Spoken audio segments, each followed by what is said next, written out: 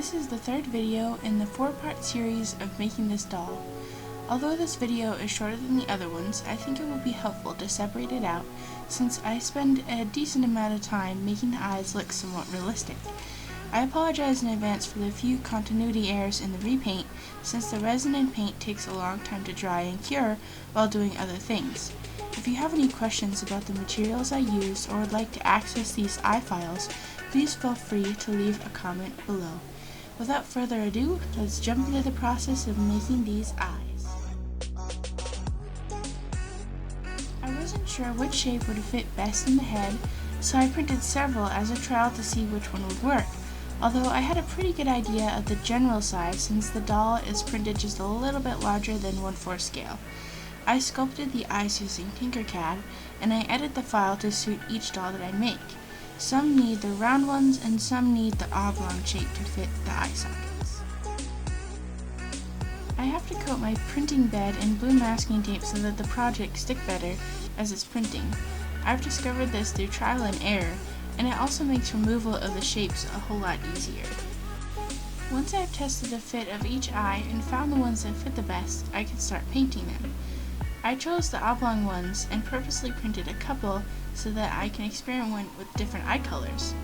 In the future, I'll probably make a bunch more to switch out, which is really fun.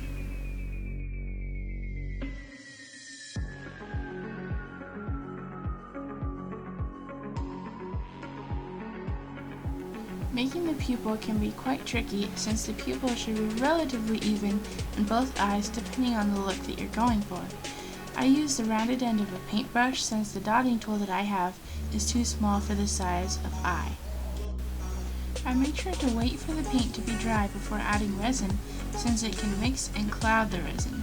It's also beautiful to add glitter or metallic paint, and it gives a very interesting effect. It doesn't take much resin to fill the divots in the eyes, so I just mixed a small amount in a little mixing cup using even parts of both resin as the directions say. I'm eyeballing it here, no pun intended, but it's best to measure it out so that it cures correctly. You have to be sure to mix the resin for at least a minute or two so that it's incorporated. This is one part that I always mess up if I don't mix it long enough. It would be too much to just pour the resin in, so I scoop up a little with the end of my paintbrush and let it gently drip into the eye, just enough to create a small dome.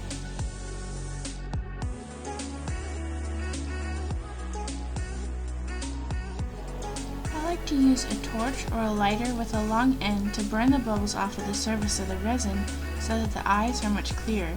You have to be really careful not to actually get too close to the resin like I did for a moment here. You're just hovering over it briefly. To get the eyes to stay in, you can use the fancy sticky stuff that is actually used for BJD dolls since it doesn't leave behind residue, but I just use semi-permanent sticky dots for scrapbooking. I stick some to the top and the bottom of the eye where it won't be seen, but will still make contact with the eye socket. I then orient the eye how I want it. And once that's done, I add more dots to the back and stick the eye in more securely and do some wiggling around to get the eye position just right. I ended up choosing these gold ones that I painted since they look kind of spooky and interesting with her purple makeup. The best part is that I can just make some new ones later on and change them out if I want to.